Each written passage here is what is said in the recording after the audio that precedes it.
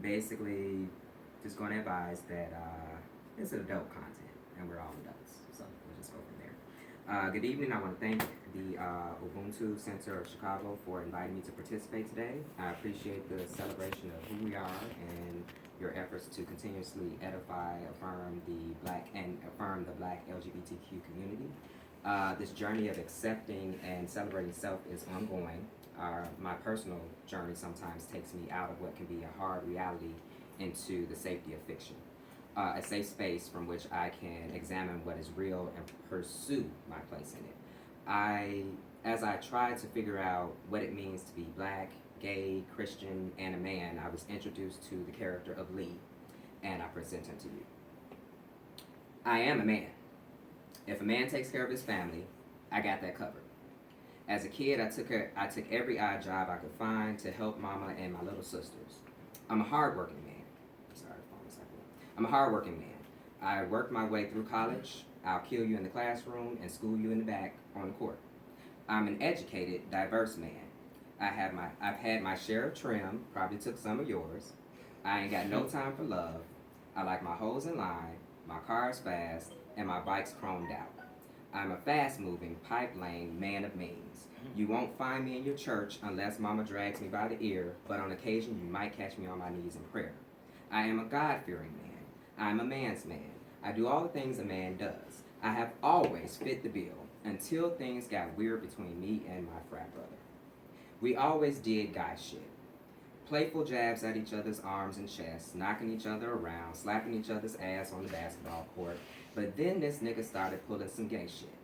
Those playful jabs turned into wrestling, and I ain't talking about no WWF, WWE, Monday Night Raw type shit. You know what I mean. The shit was so crazy. I just wanted him to get off of me, but he wouldn't let go. We rode back and forth, pulling and pushing, rolling and flipping, him on top, me on top. Finally, Jay was on top when our arms and legs cracked out. Too drunk and too winded to move. I jumped just a little as I felt a hand on my dick.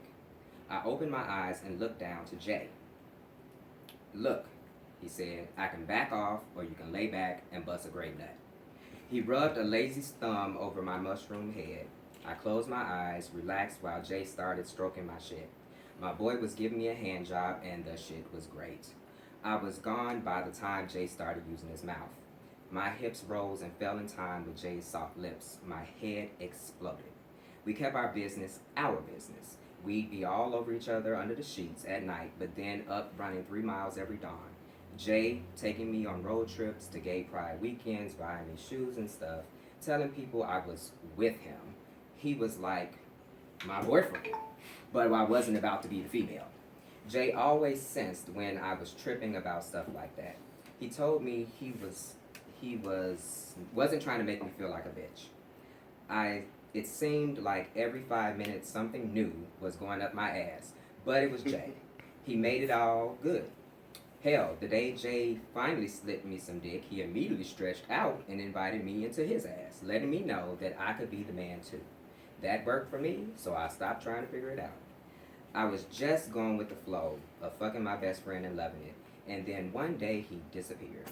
I mean, dude was just ghost. No notes, no signs, just a torn picture he left of himself, and just between us, that shit fucking broke me.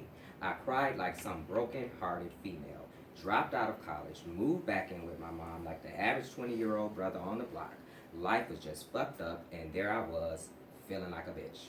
I was living scared and mad, just like my wife-beating father. Even as a kid, I had always been more of a man than he was. I was always everything that he was too messed up to be. He was what I measured my manhood against, and here I was, hurt and mad and crying and praying and drinking and fucking whoever I could. Before I knew it, I was mad at myself.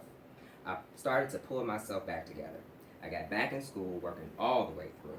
I put my energies into my faith instead of my fears. I focused on my accomplishments and not my failures and my losses, and graduated twice.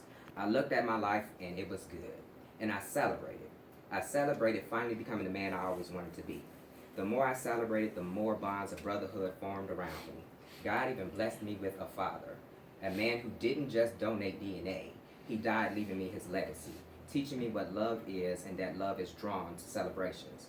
I looked up and there was my new coworker, Saran, a brother who had walked the path that I had but celebrated his manhood through writing. Saran stands as a black SGL everyman struggling to define manhood and by extension himself in a world that too often refuses to recognize him as a man. James Earl Hardy, author of the best-selling B-Boy Blues series. It was so cool to see him take an ugly past and rewrite it into something infinitely beautiful. A poetic flow of story, dialogue, and prose capture literary elegance in Love Something Infinite, LaToya Cross of Indigo. Since the untimely death of Elin Harris, there has been a void in the gay African American literary community. Love Something Infinite could change that. Greg Shapiro, WisconsinGazette.com. Every time he showed me a new review, Saran and I celebrated.